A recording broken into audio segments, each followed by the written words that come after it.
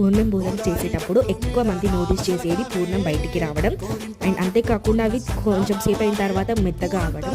ఇప్పుడు నేను చెప్పే టిప్స్ ఫాలో అయితే గనక గంటల తర్వాత కూడా క్రిస్పీగా ఉంటాయి అండ్ అంతేకాకుండా పూర్ణం బయటికి రాదు. సో ఫుల్గా రెసిపీ చూడండి.